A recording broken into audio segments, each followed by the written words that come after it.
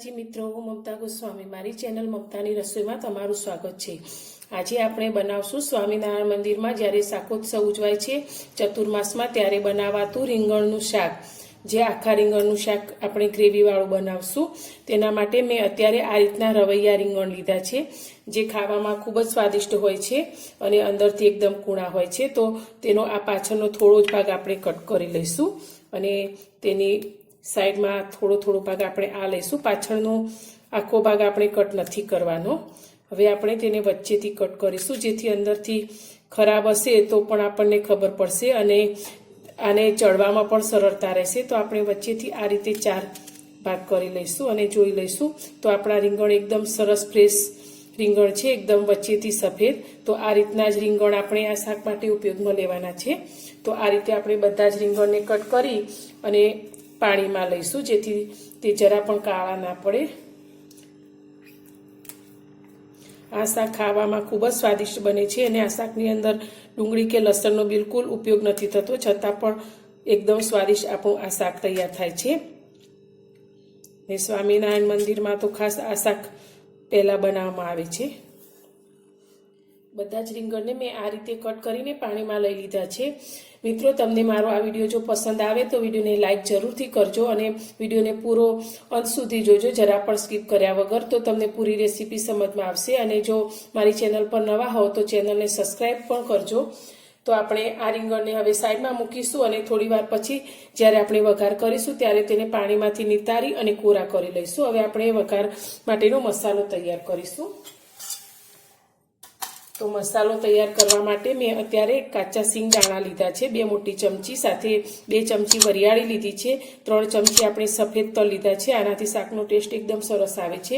અને શાકની ગ્રેવી ઘટ કરવા માટે મેં ઝીણી બેસનની સેવ લીધી છે। આ સેવની જગ્યાએ તમે કોઈ પણ ફરસાણ કાઠિયા પાપડી લઈ શકો છો। સાથે મેં સ્વાદ માટે ગોળ લીધો છે, થોડા આપણે કાજુ ને બદામ લીધા છે અને સૂકા મસાલામાં હળદર, મરચું, મીઠું અને ધાણા જીરું લીધું છે। સાથે આપણે જીરું અને ક્રશ કરેલું આદું અને એક લીંબુનો ટુકડો લીધો છે અને સાથે આપણે આ રીતે ખડા મસાલા લીધા છે, જેમાં 2 લાલ સૂકા મરચાં છે, તજના ટુકડા છે, 1 બાદિયાનું ફૂલ લીધું છે અને સાથે મેં 3 થી 4 લવિંગ લીધા છે, તમાલપત્ર લીધા છે અને મીઠા લીમડાના પાન લીધા છે।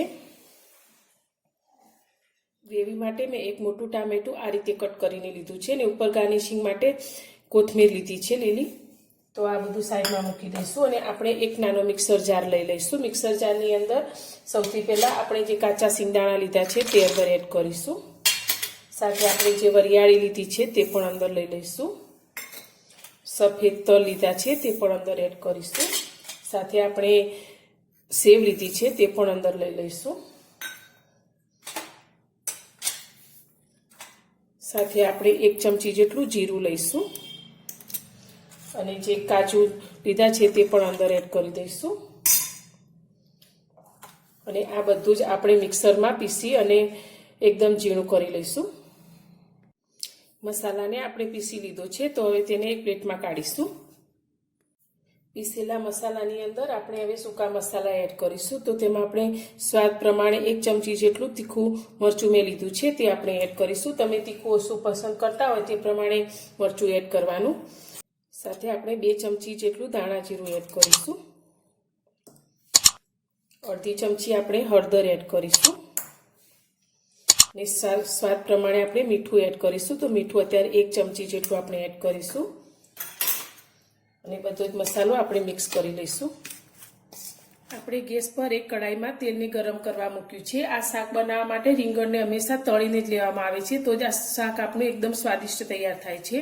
તો આપણું તેલ સારી રીતે ગરમ થવા આવ્યું છે। તો આપણે જે રવૈયા જે રીંગણ લીધા છે તેને મેં સારી રીતે કોરા કરી લીધા છે। તો આ કોરા કરીને આપણે સીધા આ તેલની અંદર લઈ લઈશું અને આ રીંગણને આપણે 4 થી 5 મિનિટ માટે તેલમાં તળી લઈશું।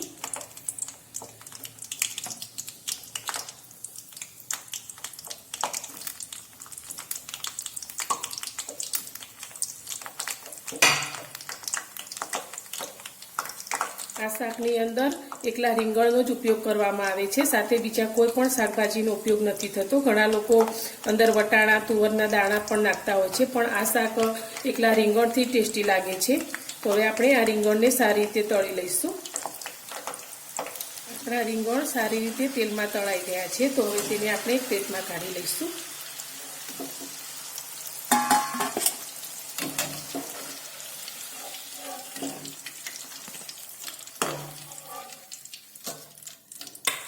અત્યારે મેં 2 લીલા મરચાંને આ રીતે મોટા ટુકડામાં કરી લીધા છે, તો તેને આપણે આ તેલની અંદર લઈ લઈશું અને તેને પણ આપણે તળી લઈશું.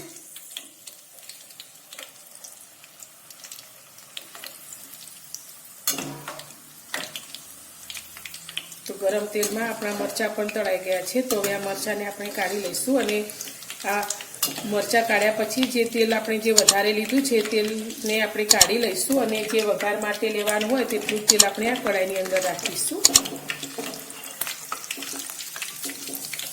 આપણે કઢાઈમાંથી વધારાનું તેલ કાઢી લીધું છે અને 2 ચમચા જેટલું તેલ અંદર રાખ્યું છે. જ્યારે મંદિરમાં આ શાક બનતું હોય છે સ્વામિનારાયણ મંદિરમાં, ત્યારે તેને ઘીમાં બનાવવામાં આવતું હોય છે, પરંતુ આપણે ઘર માટે બનાવતા હોય ત્યારે ઘીનો ઉપયોગ બહુ ઓછો કરીશું. તો અત્યારે તેલની સાથે આપણે 2 ચમચી જેટલું ઘી લઈશું.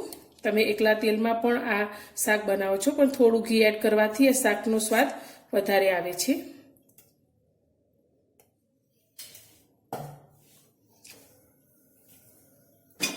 આપણું ઘી અને તેલ સારી રીતે ગરમ થઈ ગયા છે, તો હવે તેની અંદર આપણે 1 નાની ચમચી જેટલું જીરું એડ કરીશું. આપણે જે ખડા મસાલા લીધા છે તે પણ આપણે આ તેલની અંદર એડ કરી દઈશું.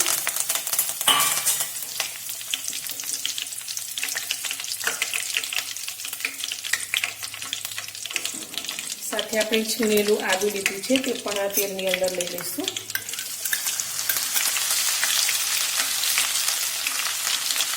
અને જે ટામેટું સમારીને લીધું છે તે પણ હવે આ તેલની અંદર એડ કરીશું.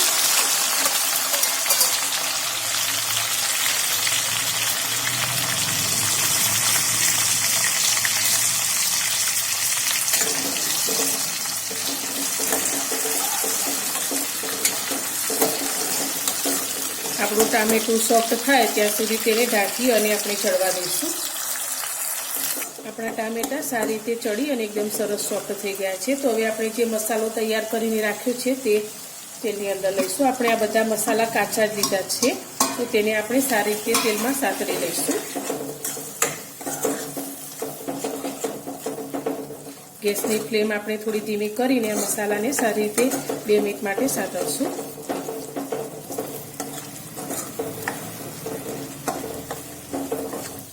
આપણા બધા જ મસાલા તેલમાં સારી રીતે સંતળાઈ ગયા છે. તમે જોઈ શકો છો તેલ અને ઘી સારી રીતે છૂટું પડી ગયું છે.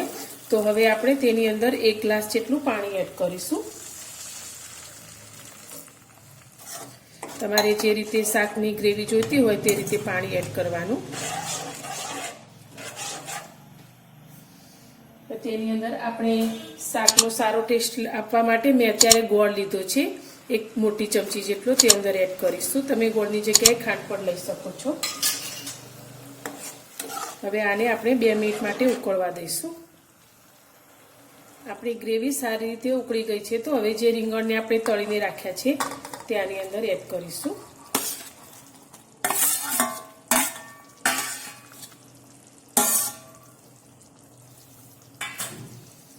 અને ફરી આપણે આ રીંગણ એડ કર્યા પછી 2 મિનિટ આને ગ્રેવી સાથે ઉકળવા દઈશું, જેથી આપણા રીંગણ થોડા પણ કાચા રહી ગયા હશે તળતી વખતે તે પણ સારી રીતે ચડી જશે અને આપણી ગ્રેવી એકદમ રીંગણ સાથે ભળી જશે, એટલે રીંગણ ખાવામાં એકદમ સરસ સ્વાદિષ્ટ તૈયાર થઈ જશે.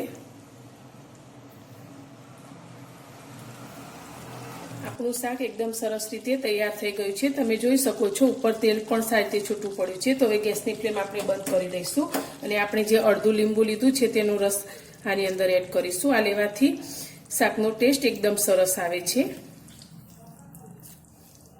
અને સાથે આપણે અડધી ચમચી ગરમ મસાલો એડ કરીશું અને આપણે ઉપરથી લીલા ધાણા લઈશું. હવે આપણે શાકને સારી રીતે ફરી મિક્સ કરી લઈશું. તમારે જે પ્રમાણે શાકમાં ગ્રેવી જોઈતી હોય તે પ્રમાણે તમારે ગ્રેવીને રાખવાની. તો હવે આપણે આ શાકને સર્વ કરશું. તૈયાર છે આપણું આખા રીંગણનું શાક. સ્વામિનારાયણ મંદિરોમાં ખાસ બનાવાતું આપણું આ શાક ખાવામાં ખૂબ જ સ્વાદિષ્ટ બને છે. તો મારી આ શાક બનાવવાની રેસીપી જો તમને પસંદ આવી હોય તો વિડીયોને લાઇક, શેર અને સબસ્ક્રાઈબ જરૂરથી કરજો. અને તમે પણ આ રીતે એકવાર જરૂરથી ટ્રાય કરજો. આ શાક ખૂબ જ સ્વાદિષ્ટ જેવું મંદિરોમાં બને છે તેવું જ ઘરે બને છે. તો ફરી મળીશું આપણે એક નવી જ રેસીપી સાથે નવા વિડીયોમાં.